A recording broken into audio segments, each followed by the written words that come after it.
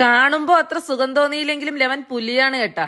ചട്ടിയിലേക്ക് 3 table spoon വെളിച്ചെണ്ണ ഒഴിച്ച് ചെറുതായി അരിഞ്ഞ 10 ചെറിയുള്ളി ചേർത്ത് വഴറ്റി മൂക്കാറായി വരുന്ന കണക്കിന് 3-4 കാന്താരിയോ അല്ലാന്നുണ്ടെങ്കിൽ ഒരു വലിയ പച്ചമുളകോ കീന്തി ചേർത്ത് ഇളക്കി ഒന്നുകൂടെ ഒന്ന് മൊരിയിച്ചെടുക്കാവുന്നതാണ്. മുരിങ്ങയിലയോ ചേമ്പിലയോ ചീരയിലയോ മത്തന്റെ ഇലയോ പിഞ്ചിലയുണ്ടല്ലോ അതോ ചേർത്ത് നന്നായിട്ടൊന്ന് ഇളക്കിയെടുക്കാം. ഇല ഓരോരുത്തരുടെയും ലഭ്യതയ്ക്കനുസരിച്ച് വേണം എടുക്കാനായിട്ട്. എല്ലാ വീട്ടിലും എല്ലാ ഇലയും കാണണമെന്നില്ലല്ലോ.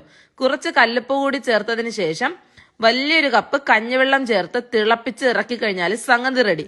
നമ്മുടെ തിരുവനന്തപുരം കൊല്ലംകാർക്ക് അത്ര അങ്ങ് പരിചയമില്ലാത്ത ഒരു കറിയാണ് ഈ താളിപ്പ് കറി. വെക്കുന്നവരും ഉണ്ട്, തീരെ ഇല്ലാന്നല്ല. 2 മീൻ വറുത്തതും ഈ ഒരു താളിപ്പ് കറി ഉണ്ടെങ്കിൽ പൊളിച്ചു മച്ചാന്. മടിയുള്ളപ്പോഴോ നോൺ വെജ് ഒക്കെ തോനെയും കഴിച്ച് കിറിങ്ങി നടന്നതിന് ശേഷമോ ഈ ഒരു കറി ഉണ്ടാക്കി കഴിച്ചാൽ വയറിന് നല്ലൊരു ആശ്വാസമാണ്. അപ്പൊ ഈ ഉണ്ടാക്കാത്തവര് ഈ താളിപ്പ് കറി ഒന്ന് ഉണ്ടാക്കി നോക്കിയിട്ട് ഫീഡ്ബാക്ക് അറിയിക്കാൻ മറക്കല്ലേ. അപ്പൊ നല്ല റെസിപ്പി ആയിട്ട് വീണ്ടും കാണാം. അതുവരേക്കും ബായ്.